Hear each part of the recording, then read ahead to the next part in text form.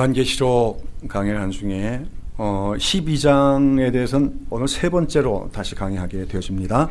12장 첫 부분에 대해서 여자와 용 그리고 여자의 아들에 대해서 말씀드렸고, 지난주에는 7절 이하에 나오는 내용을 가지고 하늘의 전쟁과 사탄의 패배라고 하는 제목으로 강의했습니다. 우리가 오늘 요한계시록 12장은 한마디로 이 땅에 오신 예수님의 사역에 대한 영적인 배경을 보여주고 있는데, 예수님이 이 땅에 오신 것은 바로 창세기 3장 15절에 여자의 후손이 약속되었지요. 인간들을 죄에 빠뜨린 타락해한 그 사탄 뱀의 머리를 깨뜨릴 여자의 후손이 오리라는 약속대로 예수님이 이 땅에 오셨고, 예수님의 이 땅에 오신 사역은 한마디로 사탄의 머리를 깨뜨리시는 영적 전쟁이었다 하는 것을 말씀드리면서, 요한계시록에 나오는 이 하늘에 있는 전쟁은 그러한 예수님의 이 공생의 사역과 십자가의 사역의 영적 배경을 보여주는 환상이다 하는 것을 말씀을 드렸습니다. 예수님이 이 땅에 오셔서 사역을 시작할 때부터 이미 마귀의 나라, 사탄의 나라를 붕괴시켜 나갔고, 그러다가 마귀에 대해 결정적인 승리를 거두신 사건이 뭐냐? 바로 십자가의 사건이다. 십자가의 죽음과 그다음에 부활과 승천을 통해서 예수님은 마귀의 권세를 완전히 깨뜨렸다. 구약적인 표현하면 마귀의 머리를 깨뜨렸다고 하는 것입니다. 그런 가운데 예수님께서 이 땅에서 사역을 하실 때 그것은 이 땅에서만 있는 일이 아니라 하늘에서도 벌어지고 있는 하나의 거대한 영적인 사건이 있었는데, 바로 거기서 하나님을 수종도는 천사들과 마귀를 따르는 그 무리들의 큰 싸움이 있었는데, 거기서 결국은 마귀와 그 군사들이 결국은 패배를 당하고 땅으로 내어 쫓겼음을 말씀을 드렸습니다. 우리 오늘도 이 세상을 바라볼 때 어떻게 바라야 될 것입니까? 우리는 예수 그리스도께서 이 세상에 오셔서 마귀에 대해서 승리하셨고, 그 승리 위에서 오늘 우리가 하나님 믿는 백성으로 이 땅을 살아가고 있다는 것을 우리가 기억해야 됩니다. 그런 가운데 예수님의 십자가야말로, 일종의 십자가 사건이야말로 마귀 사탄에 대한 결정적 승리였다 하는 것을 기억해야 돼요. 그렇기 때문에 예수님이 십자가의 그 사건을 통해서 마귀에게 이겼을 뿐만 아니라 우리가 마귀를 이기는 것도 십자가의 능력밖에 없다. 그래서 오늘 본문의 11장에 보면, 11절에 보면 또 여러 형제가 어린 양의 피와 자기가 증거하는 말로 인하여 저를 이겼다 그랬어요. 우리가 성도들이 마귀를 이길 수 있는 것은 어린 양의 피의 공로입니다. 그리고 또한 우리가 증거하는 말, 즉 복음의 능력으로만 마귀를 이길 수 있다 하는 것을 우리가 기억해야 될 줄로 믿습니다. 자, 그런데 여기서 문제가 하나 생기는데, 그럼 예수님이 이 땅에 오셔서 사탄에게 승리하셨습니다. 결정적인 승리를 거두셨다면 이 세상엔 더 이상 마귀의 세력이 없어야 되지 않겠습니까? 마귀의 역사가 없어야 되겠지요. 그리고 마귀의 사주를 받는 온갖 제약들이 더 이상 없어야 될 텐데, 오늘 우리가 볼 때 이 세상에는 여전히 마귀의 세력들이 활동하고 있는 것을 우리가 목격하고 또 체험하게 되고, 또 마귀들에 의해서 수많은 죄악들이 이 세상에서는 발생하고 있는 것을 우리가 봅니다.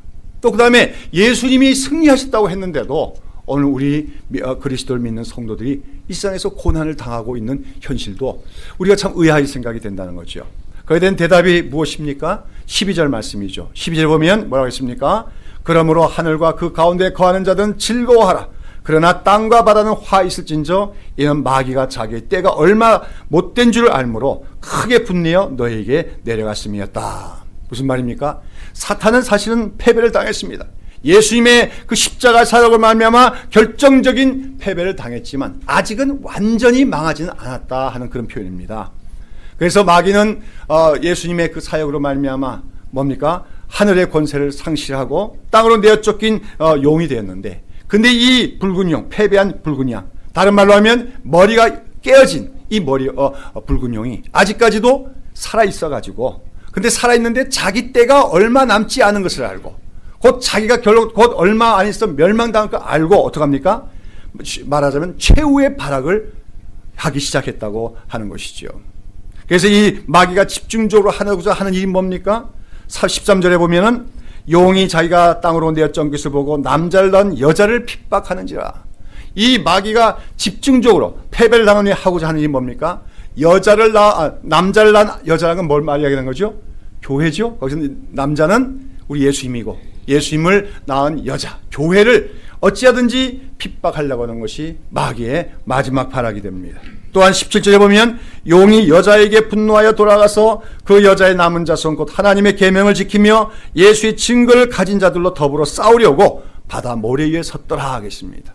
마귀는 어떻게 해서든지 그 교회를 멸절시키려고, 교회를 해치려고 할 뿐만 아니라 또 교회가 자기에 의해서 없어지지 않자 그 교회의 자손들, 자 그리스도인들을 또한 대적하기 위해서 바다 모래에 있었다. 말하자면 그 작정했다고 하는 것입니다. 여러분, 오늘 성경의 구속 역사가 이런 것들이 말해주는 것은 무엇입니까? 오늘 우리 그리스도인이 이 땅을 살아간다는 것은, 특별히 오늘 우리가 이 살고 있는 신약 시대는 예수님의 결정적인 승리와 완전한 승리 사이에 있는 기간이라는 거예요. 그래서 제가 전쟁 얘기를 자주 하지만 인천 상륙작전에 의해서 뭡니까? 미군과 우리 국군이 이미 승리를 거뒀지만 어떻게 했습니까? 아직도 북한군이 완전히 종전은 안 됐잖아요. 항복하지 않았잖아요. 마찬가지입니다. 우리가 이미 결정적인 승리는 거뒀지만 완전한 승리는 거두지 않은 기간이 바로 신약시대고, 그런 속에서 마귀는 자기 때가 얼마 남지 않은 줄 알고 자기가 언젠가는 멸망당할 걸 알고 크게 분을 내며 마지막 발악을 하는 것 때문에 무엇이 일어납니까? 교회가 세상 속에서 환난을 당하고 핍박을 당하는 일이 일어나고, 또 성도들이 마귀의 유혹을 받기도 하고, 또는 마귀가 주는 시험에 들어서 여러 가지 고난을 당할 때도 있다 하는 것을 우리는 기억해야 한다고 하는 것이죠. 한마디로 우리 그리스도인은 이미 승리했습니다. 그리스도 안에서 이미 승리했기 때문에 즐거워하지만, 그러나 아직까지 완전한 승리가 오지 않았기 때문에 여전히 살아서 활동하고 있는 마귀의 공격을 받을 때가 있음을 기억하고 늘 긴장된 마음으로 세상을 살아가야 된다 하는 것을 성경은 얘기해 주고 있다고 하는 것이죠. 자, 그런데 오늘 본문에 보면 12장, 그래서 이제 그 12장에 보면은 이처럼 마귀가 패배했음에도 불구하고 남자를 낳은 여자로 상징되는 교회를 공격하고 핍박하는 것과 더불어 또 성도들을 대적하는데, 어떤 식으로, 어떤 방식으로 그럼 교회를 공격하느냐, 어떤 방식으로 성도들을 핍박하는가 하는 그러한 여러 가지 마귀의 전술과 전략, 방법들이 이제 13장부터 여러 장에 걸쳐서 이제 나오게 될 것입니다. 그러면서 이제 한마디로 요한계시록이 기록되어진 목적은 기억하라는 겁니다. 우리 예수님이 이미 승리하셨다는 겁니다. 우리의 원수 마귀가 이미 패배를 당했다는 겁니다. 그럼에도 불구하고 이 원수 마귀, 옛뱀, 또 영으로 상징되는 이 마귀가 아직까지 완전히 항복을 하지 않고 오히려 자기 때가 얼마 남지 않은 줄 알고 역사함으로 이 세상 과정 속에서 주님의 교회가 때로는 고난을 당할 때도 있고 성도들이 여러 가지 어려움을 당할 때도 있으니, 그러나 낙심 말라는 겁니다. 우리는 이미 이겼고 반드시 최후의 승리가 올 테니까 그때까지 참고 인내하며 믿음을 지켜라 하는 것이 바로 요한계시록 전체의 메시지라고 하는 것이죠. 바로 그런 목적으로 주님께서는 사도 요한에게 여러 가지 환상들을 주신 것입니다. 자, 그런 가운데 우리가 기억해야 되는 것은 오늘도 마귀는 어떻게 됐다는 겁니까? 예수님에 의해서 패배를 당했어요. 결정적인 패배를 당했어요. 다른 말로 하면 어떻게 해요? 머리가 깨졌습니다. 그럼에도 불구하고 이게 어떤 뱀이라고 했어요? 무지무지한 큰 뱀이죠. 우리 성경에는 이제 붉은 용이 나오는데, 이 용이란 말이 우리 중국이나 우리나라에서 말하는 용의 개념하고는 좀 다릅니다. 여기 나오는 용이란 건 뱀인데, 뱀은 뱀인데 무지무지하게 커가지고 괴물스러운 그런 뱀을 얘기하는 거예요. 근데 그 뱀이 뭡니까? 머리가 깨졌지만, 지난주에 얘기했죠. 뱀의 속성 중에 하나가 잘 죽지 않는다는 거. 머리가 깨졌음에도 불구하고 죽지 않고 꿈틀꿈틀거리면서 오히려 발악을 하는데, 그것으로 말미암아 이 땅에는 여러 가지 복잡한 일들이 발생하게 되어진다 하는 것이죠. 그런데 마귀는 특별히 어떤 일을 통해서 여러분 사람들을 괴롭히려고 하느냐, 그런 중에 우리가 가장 중요한 것은 마귀가 어떤 존재인가를 우리가 잘 기억을 해야 돼요. 이런 마귀는 정말 나쁜 놈입니다. 그 마귀는 아주 치사한 놈입니다. 그 마귀는 악랄한 놈입니다. 게다가 이 마귀는 엄청난 거짓말쟁이입니다. 우리가 이걸 잘 기억해야 돼요. 마귀는 거짓말쟁이라는 것. 그런데 이 마귀가 가장 기뻐하는 일이 있어요. 그게 뭘까요? 바로 사람들의 영혼을 멸망시키는 것입니다. 사람들의 영혼이 멸망시키는 걸 가장 기뻐해요. 그래서 할 수만 있으면 사람들의 영혼을 멸망시키려고 하는데, 그 사람들의 영혼을 멸망시키려고 하는 자기의 방해가 되는 게 뭘까요? 바로 교회입니다. 또한 복음을 전하는 성도들입니다. 왜냐하면 어떤 죄인이라도 그리스도의 십자가 은혜를 믿고 또 복음을 믿기만 하면 구원의 길이 열리기 때문에, 영원한 멸망을 당하지 않기 때문에, 그 진리를 선포하는 교회에 대해서 어떻게든지 마귀는 교회를 억압하고 할 수만 있으면 교회를 해체시키고 없애려고 하고, 또 참된 그리스도의 증인으로서 복음을 증거하는 삶을 살아가는 성도들 가만 내버려 두지 않고 그들을 뭡니까? 박해하고 핍박한다 하는 것이 오늘 성경 속에서 얘기되고 있는 이야기인 것입니다. 그러나 그럼에도 불구하고 교회는 반드시 승리할 것이다. 예수님 말씀하십니다. 내가 이 반석 위에 나의 교회를 세우리니 음부의 권세가 이기지 못하리라. 음부의 권세한 건 바로 사탄의 세력을 얘기합니다. 사탄의 세력이 아무리 강렬한 것 같아도, 아무리 힘센 것 같더라도 결국은 교회가 승리하고야 말 것이다. 예수님은 약속하고 계시다고 하는 것입니다. 자, 그것이 이제 우리가 오늘 중점을 살펴볼 본문인 6절 말씀과 12장 12절 15부터 15절까지의 말씀입니다.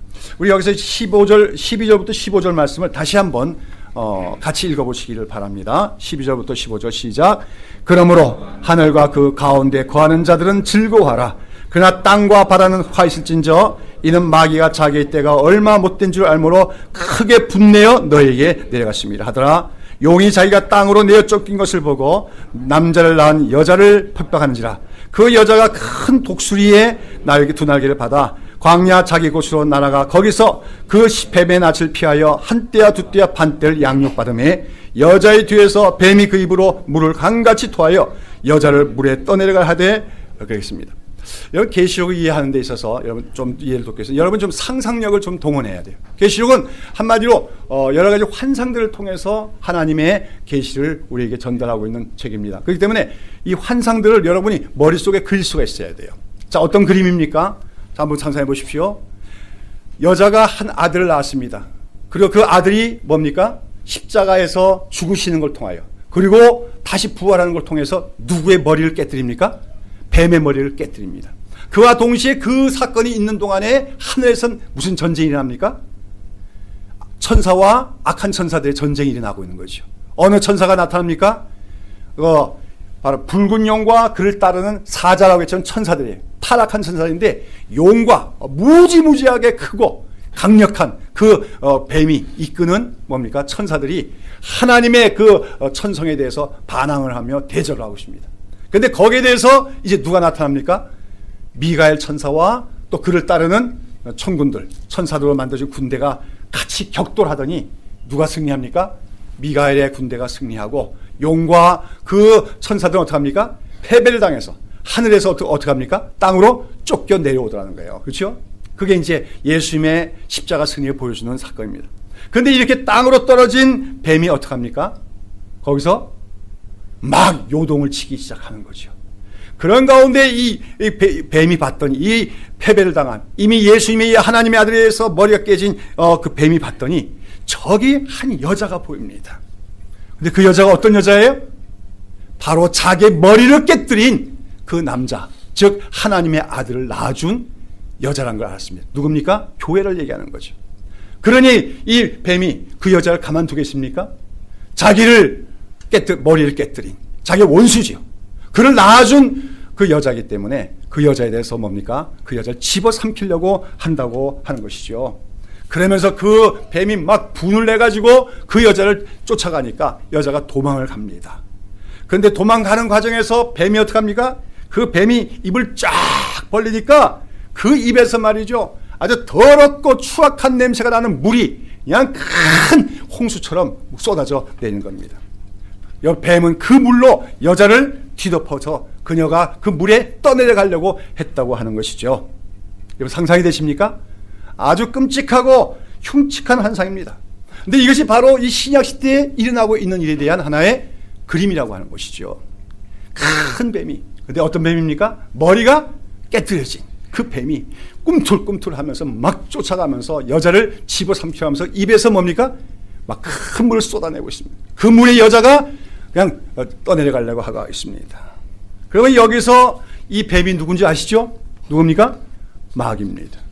그러면 그 마귀가 교회를 해치려고 한다는 것인데, 그러면 그 뱀이 그 입에서 쏟아내는 그 물은 무엇을 상징할까요? 그 마귀가 쏟아내는 물이 뭡니까? 마귀 물이 있습니까? 이 물은 두 가지로 생각할 수가 있어요. 하나는 큰 환란을 의미합니다. 성경에서는 큰 물, 막 그냥 뭡니까? 요즘 우리들이 아주 이해하기 좋은 개념이 바로 쓰나미입니다. 쓰나미 보셨죠? 우리가 영상을 보니까 쓰나미가 몰려오니까 어이구 순식간에 모든 건물들이 다 깨져 버립니다. 그렇죠? 자동차에 타고 있던 사람들도 도망치지 못하고 자동차채 그냥 그 물에 쓸려가지고 다 죽고 맙니다. 무섭습니다. 바로 뱀이 그 쓰나미와 같은 물을 지금 토해내고 있다는 거예요. 그래서 그 여자가 떠내려가 죽도록 하기 위해서. 그 물은 무엇을 말합니까? 첫 번째 환란을 의미한다는 거예요. 그래서 가령 시편 69편 15절에 보면 시편 기자는 이렇게 얘기합니다. 큰 물이 나를 엄몰하거나 깊음이 나를 삼키지 못하게 하시며 웅덩이로 내 위에 그 입을 닫지 못하게 하소서. 큰 물이 나를 엄몰하지 못하게 하소서 하는 말은 이런 말입니다. 저번에도 얘기했지만 그 이스라엘에는 그 네게브 같은 광야에는 마른 시내가 있어요. 시내가 있는데 건기에는 물이 흐르지 않는 시내입니다. 근데 그게 물이 한번 우기가 돼서 비가 오기 시작하면 그 시냇물이 큰 강이 되어갖고 물이 흐르는데 그 경류가 얼마나 강한지 뭡니까? 웬만한 바위돌들도 다 떠내려갈 정도의 힘입니다. 거기 만약에 누가 휩쓸리면 어떻게 될까요? 사람을 수없습니다. 그것이 바로 큰 물이 엄몰한다고 하는 의미죠. 바로 이 큰 물이라고 하는 것은 우리 하나님 백성들이 이 땅을 살아가면서 당하는 아주 큰 환난을 얘기합니다. 우리 힘으로는 도저히 감당할 수 있는 그 큰 파괴적인 힘을 갖고 우리에게 찾아오는 환난을 의미하는데 바로 그것이 사탄이 여자를 공격하기 위해서 줄 때가 있다고 하는 거죠. 다시 말해서 마귀는 수많은 환난들, 외형적인 어떤 핍박의 사건들이나 그런 사건들 통해서 교회를 어떻게 합니까? 멸망시키려고 한다고 하는 것이죠. 그렇습니다. 어느 이 요한계시록이 기록될 당시에 그 당시 기독교 교회는 로마 제국으로부터 핍박을 당하고 있었어요. 도미티아누스 황제의 핍박이었습니다만은 로마 제국이 존재하는 동안에 10대 핍박이라고 하는 게 있어가지고 그 10명의 로마 황제들이 교회를 어떻게든지 말살하려고 각가지 방법으로 교회를 우리가 핍박했던 걸 우리가 기억하고 있습니다. 예수를 믿는 자들을 붙잡아서 감옥에 가두고 예수 믿는 자들을 뭡니까? 경기장에 세워서 맹수의 밥이 되게 하고 이런 수많은 환난을 통해서 교회를 집어삼키려고 했다는 거죠. 그것이 로마 제국이라는 세상의 나라의 일이 아니라 사실 그 배후에 마귀가 있었다. 마귀가 만약 큰 물을 토해서 뭡니까? 교회를 집어삼키려고 했다고 하는 것입니다. 그런데 교회가 그렇게 돼서 없어졌습니까? 교회가 소멸됐습니까? 그렇지 않습니다. 오히려 나중에 교회는 살아남았고 오히려 교회를 핍박하던 로마 제국은 세상 속에서 사라지고 만 것을 우리는 기억하게 되는 것입니다. 그런데 이와 같은 사건, 말하자면 큰 뱀이 그 물을 쏟아내서 그 여자를 집어삼키려고 하는 것 같은 사건은 우리 기독교 역사 속에서 자주 있어왔던 교회에 대한 핍박과 환난을 의미하고 있는 것이죠. 자, 그런데 여기서 이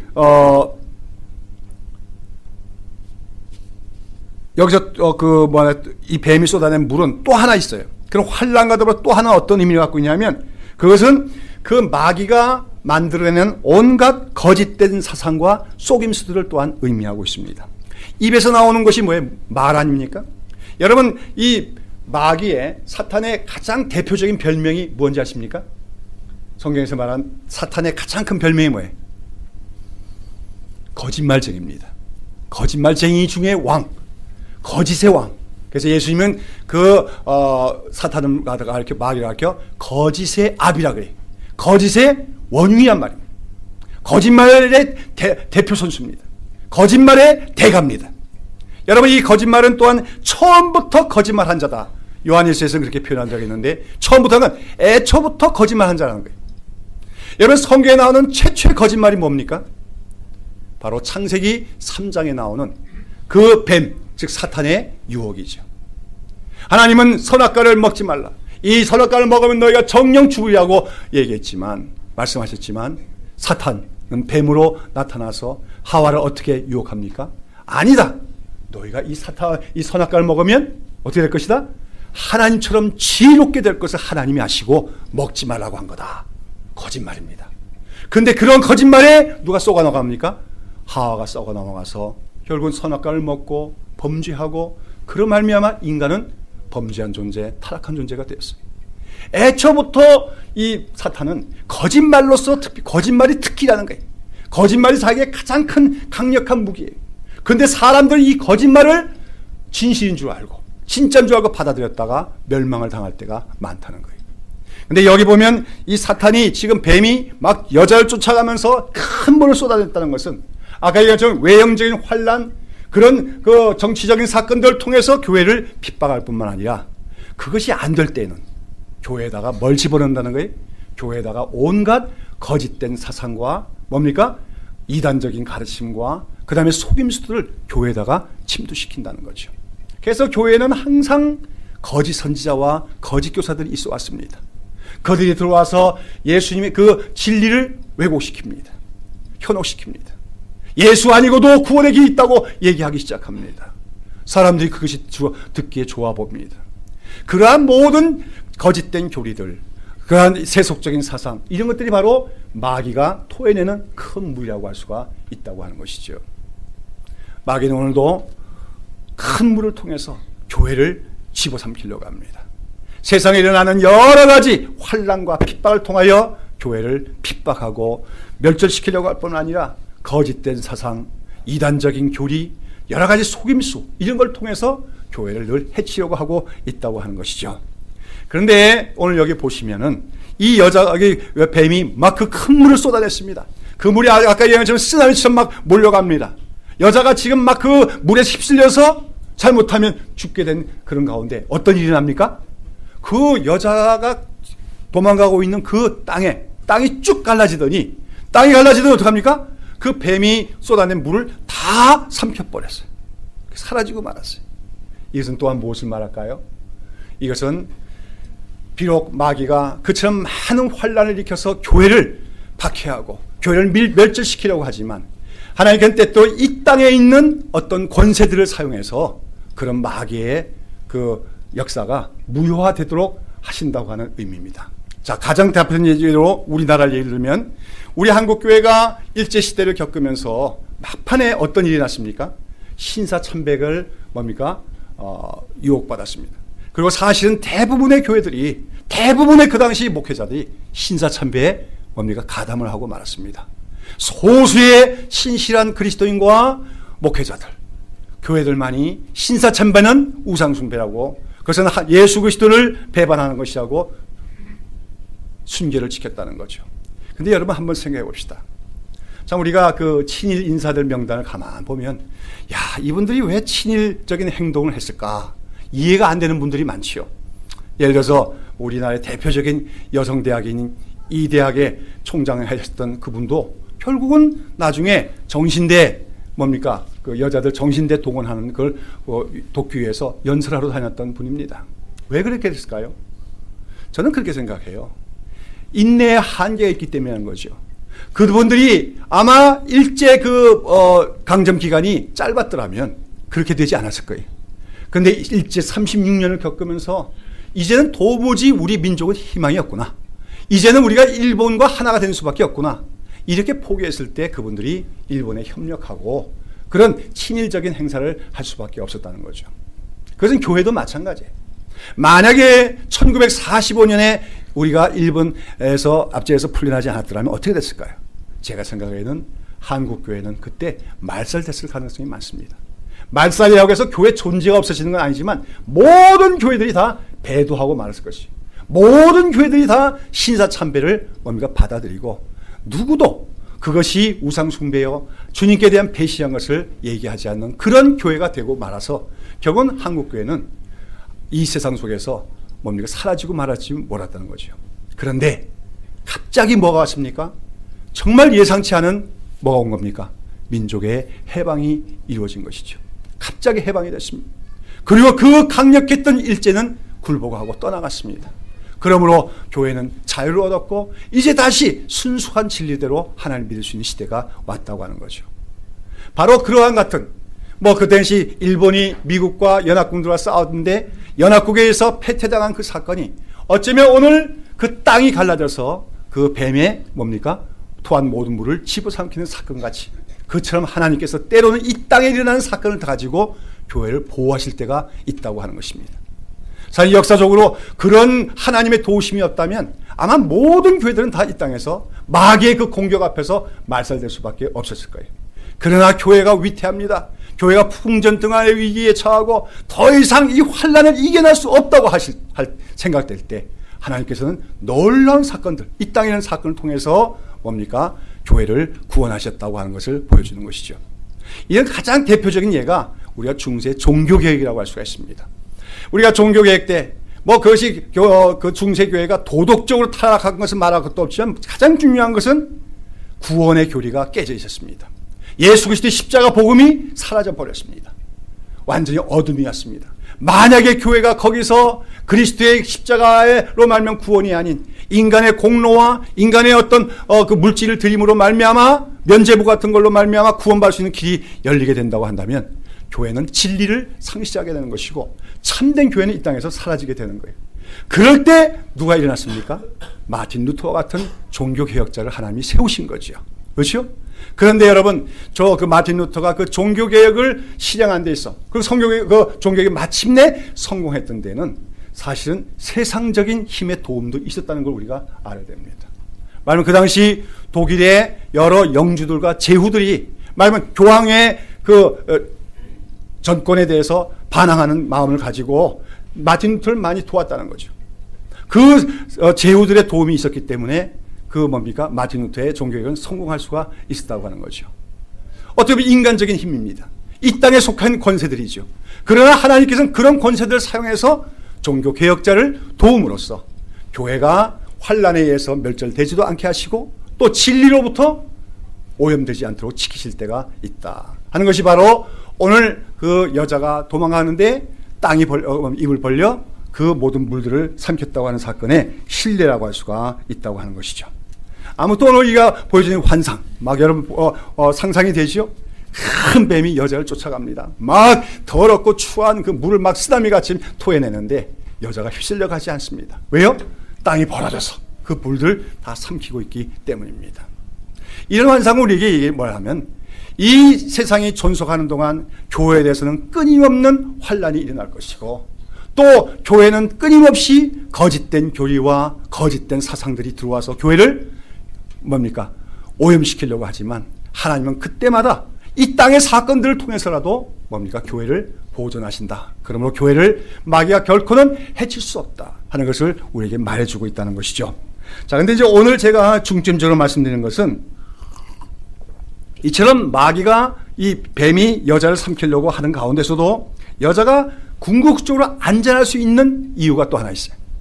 그것은 뭡니까? 하나님께서 이 여자를 어디로 인도하셨다는 겁니까? 어디로 인도하십니까? 광야로 인도하셨는데 그 광야에 여자가 안전하게 피신할 피난처가 예비되어 있다고 하는 내용입니다. 6절에 보세요. 6절 보시면 그 여자가 광야로 도망하며 거기서 1260일 동안 저를 양육하게 하여 하나님의 예비하신 곳이 있더라 하겠어요. 어디로 피신했습니까? 광야로 피신했다고 했어요. 그리고 14절 보시면 또 마찬가지 말이 나옵니다. 14절 보면 그 여자가 큰 독수리의 두 날개를 받아 광야 자기 곳으로 날아가 거기서 그 뱀의 낯을 피하여 한 떼와 두 떼와 반 떼를 양육받으며 그랬어요. 6절과 4절 14절은 같은 내용입니다. 6절에는 여자가 광야로 도망을 했다고 했고 14절에 보면은 큰 독수리의 날개를 받아 광야 곳으로 날아갔다 했는데 마찬가지인데 여기 큰 독수리의 두 날개라고 하는 것은 출애굽기에 보면 하나님께서 이스라엘 애굽으로부터 건져내서 광야로 인도하신 것을 하나님의 큰 독수리와 같은 날개로 그들을 업어 인도하셨다고 표현하고 있는 그 표현의 인용입니다. 하나님의 은혜와 도우심으로 말미암아 교회는 광야로 갈 수가 있다고 하는 거예요. 그리고 광야에 갔더니 어떡합니까? 거기 안전한 곳이 있습니다. 거기서 더 이상 마귀의 공격을 받지 않을 수가 있더라는 것입니다. 뿐만 아니라 그 광야에서 어떡합니까? 1260일 동안 양육을 받았다. 근데 14년 한때 두때 반때라고 하는데 1260일과 한때 두때 반때는 같은 기간입니다. 3년 반을 얘기하는 겁니다. 그리고 3년 반이라고 하는 것은 바로 신약시대 전 기간을 얘기하는 거죠. 자, 여기 보면 어떤 곳이 참 좋은 곳으로 묘사가 되어 있습니까? 광야라고 하는 것이 일상 속에서 참 좋은 곳이다, 그렇게 묘사되어 있어요. 여자가 피신할 수 있는 것, 교회가 피신할 수 있는 것, 하나님의 보호하심과 더군다나 교회를 양육하시는 그런 장소가 바로 광야에 있다. 오늘 성경은 얘기하고 있다고 하는 것입니다. 여러분, 오늘 우리는 이 말씀을 통해서 우리 교회가 있어야 될 곳이 어디냐? 광야라 하는 사실을 기억을 해야 돼요. 이 말씀을 통하여 우리 성도들이 가져야 될 영성이 있는데 그게 바로 뭐냐? 광야적 영성이 필요하다 하는 것을 오늘 본문은 얘기해 주고 있습니다. 여러분, 그러면 광야는 어떤 곳입니까? 광야가 좋은 곳입니까? 우리 인간의 판단을 광야가 좋은 곳입니까? 사람들에게 좋은 곳은 어디입니까? 도시입니까? 광야입니까? 도시예요. 오늘 얘가 계시록을 쭉 보시면은 이제 앞으로 바벨론이라고 하는 개념이 나오는데 그 바벨론은 한마디로 세속화된 도시를 얘기합니다. 물질 문명이 발달되고 풍요와 부유함이 있습니다. 쾌락도 있습니다. 즐거움도 많습니다. 그러나 전체적으로 하나님을 배도하는 정신이 가득한 곳이 바로 바벨론으로 표상되는 세속 도시예요. 거기에 비해서 지금 광야는 무엇입니까?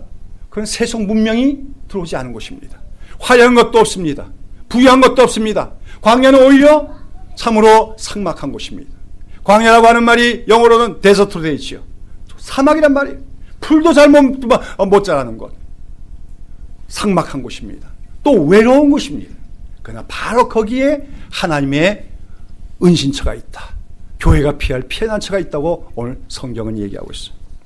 이 사건을 우리가 이해하려면 바로 하나님께서 이스라엘 백성들을 애굽에서 나오게 하시고 40년 동안 시내 광야에서 생활하게 하신 그 사건을 우리가 염두에 둬야 됩니다. 여러분, 왜 이스라엘 백성은 광야 생활을 했느냐? 어떻게 보면 그들이 40일 가나안 땅을 정탐하고 나서 그 땅을 우리가 차지할 수 없다고 불신앙적인 보고를 했기 때문에 40일간 정탐한 것을 연수로 환산해서 40년 광야에 있게 되면 징벌로 이해하기 쉬워요. 그러나 성경 전체를 보면 그 광야 생활 40년은 하나님의 특별하신 은총의 기간으로 설명이 되고 있습니다. 이스라엘 백성들은 여러분 알다시피 애굽에서 나올 때 오합지졸이에요. 믿음이 없어요. 그들은 애굽에서 종살이 했기 때문에 노예 근성이 가득 차 있는 그런 백성이었습니다. 그렇기 때문에 그들은 가나안 땅을 차지할 수 없다고 얘기했던 것이지요. 이제 그런 그들을 하나님께서는 그 광야 생활을 하시는데 그 광야 40년 동안 이스라엘 백성들은 거기 농사를 짓지 않는데도 하나님이 날마다 만나를 내려주시고 메추라를 주셔서 굶어 죽지 않게 하십니다. 또 40년 동안 그들이 길쌈을 하지 않고 옷을 만들 수도 없었는데 입고 있는 옷과 신발이 헤어지지 않고 발이 붙지 않았어요. 그 삭막한 광야. 그러나 그 속에서도 하나님이 함께하고 계시다면, 특별히 하나님의 불기둥과 구름기둥만 있다면 하나님 백성은 절대로 망하지 않고 죽지 않는다는 것을 경험하는 기간이 광야 40년이었습니다. 그래서 성경에서는 이 광야 기간을 하나님의 백성들이 하나님과 단독으로 만나서 데이트하는 기간으로 설명하고 있어요. 하나님은 이스라엘 백성들을 그 광야에서 만나주시길 원했습니다. 광야에서 그들이 하나님을 알아가기를 원했습니다. 그리고 그런 가운데 사람들의 눈을 볼 때는 도무지 사람이 살아갈 수 없는 환경 같은 그 광야에서도 세상 사람들이 알지 못하는 방법으로 그들을 먹이시고 입히시고 인도하셨던 것이 광야다 하는 거예요. 그 광야 40년을 거치고 나서 마침내 이스라엘 백성들은 어떤 백성이 됩니까? 믿음이 없는 게 아니라 믿음이 충만한, 그렇죠? 그래서 마침내 가나안 땅을 정복할 수 있는 하나님의 군사들로 양육이 된 것을 우리가 보게 되었습니다. 오늘 하나님께서 오늘 요한계시록 한상에서 그 여자가 도망을 가는데 어디로 도망가더라? 광야로 도망갔고 거기에 하나님이 예비하신 피난처가 있다는 말이 바로 그런 말입니다.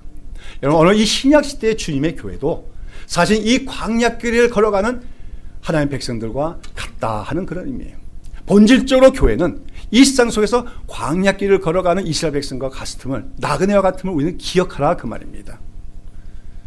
예수님이 결정적인 승리를 거두었다고, 오늘 인류 문명에 발달한다고 해서 교회가 세상 속에서 기득권을 누리고 풍요와 부유함을 누리는 것이 특권으로 주어지지 않습니다. 여전히 세상에는 악이 창궐하고 있고 마귀가 살아있기 때문에 교회는 이 세상 속에서 하나님의 보호를 받아야 되는데, 그것이 바로 광야와 같은 곳에서만이 하나님의 보호가 가능하다고 얘기하고 있는 것이죠. 그러면 여자, 즉 교회가 광야로 피신한다는 것은 오늘날의 우리 교회가 어떻게 된다는 얘기를 의미합니까? 오늘 주님의 모든 교회들이 광야로 가야 된다는 얘기입니까? 이 도시에 있는 교회들은 다 이사를 해서 사람들도 살지 않는 광야 같은 곳으로 가야 된다는 얘기일까요? 그건 아니죠. 믿음의 자세가 바로 광야적이 돼야 된다는 거예요. 무슨 말입니까? 광야적이라고 하는 것은 어떤 면에서 도시적 또는 세속적과 반대말입니다. 광야적이라고 하는 것은 어떻게 보면 환경적으로는 여러 가지 부족한 것이 많아 보입니다. 풍요가 없습니다. 부유함이 없습니다. 그러나 하나님이 공급하신 은혜로 사는 것이 바로 광야적인 삶입니다. 오늘 많은 사람들은 광야를 싫어합니다. 삶이 더 편안하길 원합니다. 삶에 더 즐거운 것이 많기를 원합니다. 더 많은 소유를 갖기를 원합니다. 그 결과 하나님 백성으로서의 광야적인 영성을 얻지 못할 때가 많다는 거예요. 그러나 하나님께서는 때때로 교회를 하나님의 의도라도 하나님이 그 교회를 광야로 이끌고 갈 때가 있어요. 그것이 뭐냐, 교회가 환난과 핍박을 당할 때예요. 요한계시록이 기록될 당시에 주님의 교회는 바로 광야에 있는 교회였습니다. 삭막했습니다. 그러나 그렇다고 교회가 없어지는 것이 아니었습니다. 하나님의 보호가 있었습니다. 하나님의 은혜가 있었습니다. 그러므로 교회는 피난처가 와서 살았으며, 오히려 그 환난을 겪은 교회야말로 오히려 주님의 교회로 성숙되어 갔음을 우리는 기억하게 되는 거예요. 반대로 어땠습니까? 교회가 자유로웠습니다. 교회가 풍요로워집니다. 부유한 시대를 살아갑니다. 그럴 때 교회들은 화려한 것만을 좋아하고 크기를 좋아하고, 그럴 때마다 교회는 오히려 순결성을 상실하고 뭡니까? 진리에서 벗어나게 되는 걸 우리가 보게 되어진다는 거죠. 그러니까 오늘 교회가 환난을 당한다는 것은 그것은 저주가 아닙니다. 그건 불행이 아닙니다. 오히려 교회가 여러 가지 환난 가운데 있다는 것은 무엇을 의미합니까? 하나님의 큰 축복이 임했음을 얘기합니다.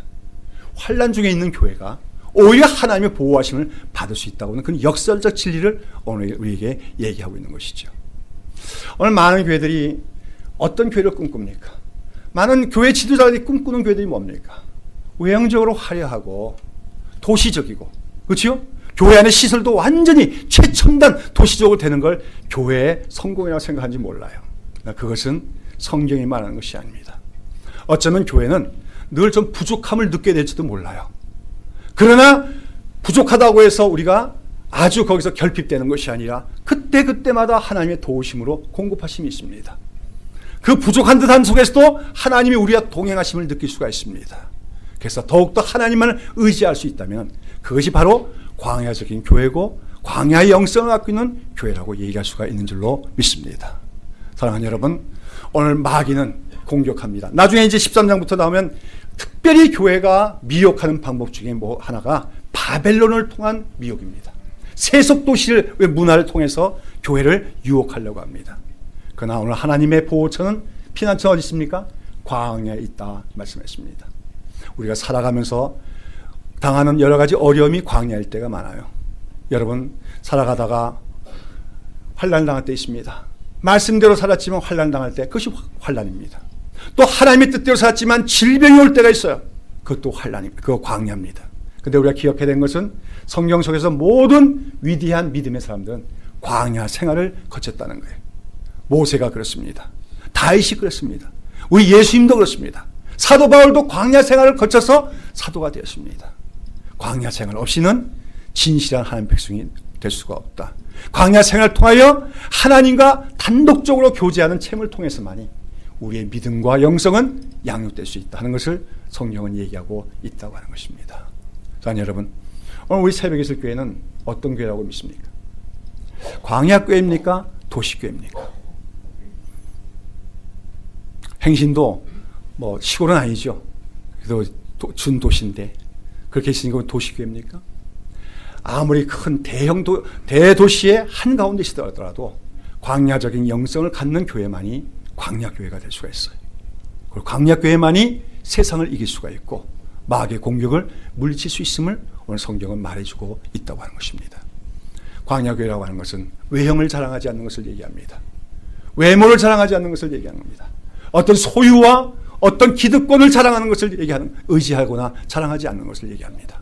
오히려 우리가 여러 가지로 부족할 수 있지만 하나님의 은혜만은 의지하는 교회, 그리고 하나님 말씀만을 사모하고 불기둥과 구름기둥을 인도하신 하나님의 인도함처럼 말씀과 성령의 인도함을 받는 교회가 바로 광야교회라고 할 수가 있다고 하는 것이죠. 저는 우리 새벽에 있을 교회가 그러한 광야교회 같은 교회가 될 수 있기를 바랍니다. 그럴 때만이 그 교회를 통하여 온전한 진리가 보존될 수 있고 하나님의 진리의 말씀이 선포될 수 있다는 것을 기억해야 될 줄로 믿습니다. 더불어서 오늘 우리 새벽에 있을 교회 모든 성도들 개개인도 광야 생활에 익숙한, 광야 생활을 오히려 즐거워하고 감사할 수 있는 성도들이 될 수 있기를 바랍니다. 세상을 살아가면서 만사 형통하고 모든 일이 잘되고 부유하고 풍요로운 것이 축복이 아니에요. 때로는 우리 삶에 광야 같은 경험이 찾아올 때 가난해졌습니다. 질병이 왔습니다. 여러 가지 어려움이 있습니다. 또 외롭기도 합니다. 그러나 그것이 사실은 하나님이 우리에게 주시는 광야의 축복임을 깨닫고 감사할 수 있는 믿음이 우리에게 있어야 될 줄로 믿습니다. 우리 여러분 성도들 살아가면서 어려운 일을 당할 때 참 외롭습니다. 정말 우리 심정이 광야처럼 메말라질 때가 있습니다. 그러나 바로 그것이 하나님이 내 영혼을 보존해 주시기 위하여, 오히려 우리 영혼을 양육시키기 위해서 마련해 주신 광야 같은 곳임을 기억하시고 광야 한가운데서도 감사하며 그 광야에서 우리를 만나주신 하나님을 만나며 거기서 모든 믿음과 영성이 더욱 양육되어가는 그런 성도들이 될 수 있기를 예수님의 이름으로 축원합니다. 기도하겠습니다. 사랑하신 하나님, 오늘도 복된 말씀을 통하여서 우리의 믿음의 길을 보여주심을 감사합니다. 이 세상에는 여전히 마귀가 역사하고 있고 마귀가 그 더러운 물을 토해내서 교회를 삼키고 성도들을 삼키려고 하지만 하나님께서는 세상에 일어난 여러 가지 사건을 통하여 마귀의 모든 괴계를 깨뜨려 줄 뿐만 아니라 특별히 우리에게 광야에 예비된 피난처를 제공하셔서 그곳에서 우리가 하나님의 은혜를 만끽하며 하나님과의 만남을 즐거워하며 특별히 우리의 믿음이 양육될 수 있도록 축복해 주시니 감사합니다. 아버지, 오늘 교회는 마땅히 광야와 같은 곳에 있는 것 교회처럼 광야 교회로서의 믿음과 영성을 갖게 되어야 될 것을 말씀하셨사옵니다. 오늘 우리 새벽에 있을 교회가 외형을 추구하고 또 화려한 것을 추구하고 소유와 풍요를 추구하기보다도 우리가 메마른 환경 같지만 그 속에서 하나님의 은혜를 맛볼 수 있고 특별히 말씀과 성령의 인도함을 체험하는 그런 광야 교회로서의 교회가 되어갈 수 있도록 인도하여 주시옵소서. 우리 성도들 가운데 가난한 자들이 있습니다. 우리 성도들 가운데 질병이 있는 자들이 있습니다. 우리 성도들 가운데 여러 가지 환난과 고난이 있는 자들이 있습니다. 낙심하지 않게 하시고 그 광야가 사실은 하나님의 축복임을 기억하게 하여 주시옵소서. 그 광야 생활을 통하여 주님을 만나는 우리가 되게 하여 주시고 하나님의 인도하심을 받는 저희들 되게 하시고 하나님의 양육하시는 손길을 따라여 오히려 믿음이 성숙해지는 축복이 우리 모든 성도들에게 있게 하여 주시옵소서. 예수님의 이름으로 기도드리옵나이다. 아멘.